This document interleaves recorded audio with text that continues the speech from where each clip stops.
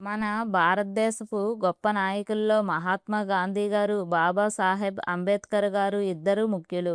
ఒకరు అహింసావాదంతో భారతదేశానికి స్వాతంత్రం తీసుకురావడంలో ముఖ్య పాత్ర పోషిస్తే, ఇంకొకరు ఆ స్వతంత్రానంతరం దేశాన్ని ప్రజాస్వామ్యబద్ధంగా నడపడానికి రాజ్యాంగాన్ని రచించినవారు. కులం పేరుతో నువ్వు దళితుడివి, అంటరాని వాడివి అంటూ చిన్నప్పటి నుండి సమాజంలో చిన్నచూపుకు గురైన వారు అంబేద్కర్ గారు. ఇటు గాంధీజీ గారు సనాతన హిందూ ధర్మాలను పాటిస్తూ, ఇతర మతాల వారిని కూడా గౌరవిస్తూ నడిచినవారు. అసలు గాంధీజీ, అంబేద్కర్ మొదటిసారి ఎప్పుడు కలిశారు? వారి మధ్య ఉన్న అభిప్రాయ భేదాలేంటి? క్యాస్ట్ విషయంలో ఇద్దరికీ ఉన్న అభిప్రాయం ఏంటి? నేను చెప్పడానికి ప్రయత్నిస్తాను. వీడియోను పూర్తిగా చూడండి. ఒక లైక్ చేయండి.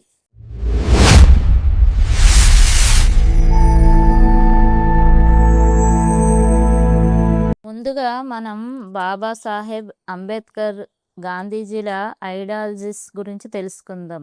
అంబేద్కర్ మహర్ కులంలో జన్మించారు. ఇది ఒక దళిత వర్గానికి చెందినది.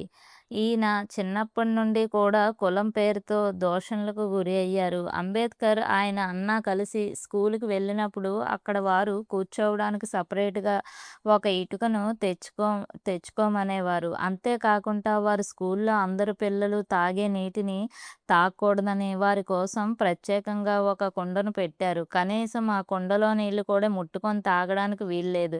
ఒక ప్యూన్ వచ్చి కుండలో నీటిని వారి దోసిలిలో పోస్తే ఆ నీటిని తాగేవారు.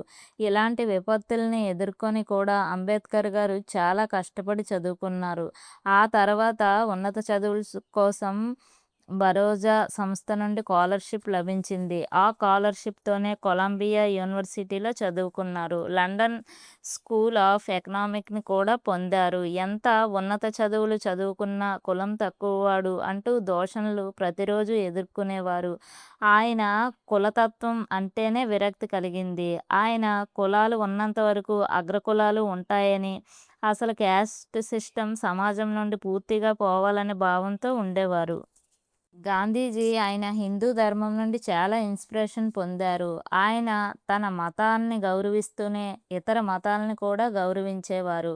ఆయన మతాల మధ్య సామరస్యం ఉండాలని భావించేవారు. ఆయన కులం అనేది హిందూ ధర్మంలో ఒక భాగం అనుకునేవారు. అంటరానితనం అనేది హిందూ ధర్మంలో భాగం కాదని, అది ఒక మహాపాపమని గాంధీజీ చాలా సందర్భాల్లో చెప్పారు కూడా. ఈ అంటరానితనాన్ని రూపుమాపడానికి గాంధీజీ గారు 1932 హరిజన సేవా సంఘం అనే ఒక సంస్థను స్థాపించారు. ఇక్కడ హరిజనులు అంటే దళితులు, పంచములు అని అర్థం. అనగా సమాజానికి దూరంగా ఉంచిన వారని. అంటే ఆ హరికి ఆ దేవునికి ఇష్టమైన వారు అని గాంధీజీ ఆ పేరు పెట్టారు. ఈ సంఘం ద్వారా హరిజనులకి దేవాలయ ప్రవేశాలు, సంభక్తి భోజనాలు కార్యక్రమాలు నిర్వహించి తక్కువ జాతి వారు అంటూ ఎవరూ లేరని గాంధీజీ చాటారు. అంబేద్కర్ హిందువుల్లో ఉన్న దళితులకు కూడా సపరేట్ ఎలక్ట్రాయిడ్స్ ఉండాలని వాదించారు. అంటరాని కులాలకు ఎన్నికల్లో పాల్గొనే అవకాశం రావాలని, ప్రభుత్వాల్లో వారికి ప్రాతినిధ్యం ఉండాలని అంబేద్కర్ వాదిస్తూ వచ్చారు. 1930-32 మధ్య లండన్లో జరిగిన 2 రౌండ్ టేబుల్ సమావేశాల్లో ఆయన అదే అంశంపై గట్టిగా వాదించారు. అంబేద్కర్ గారు, గాంధీ గార్ల మధ్య ఈ విషయంపై తీవ్ర వాదోపవాదాలు జరిగాయి. అంటరాని కులాల్ని తరతరాలుగా వెలివేస్తున్నారని, హిందువుల్లో భాగంగా వీరిని ఏనాడూ చూడలేదని, ఆర్థిక, సామాజిక అణచివేతకి గురిచేశారని అంబేద్కర్ వాదించారు.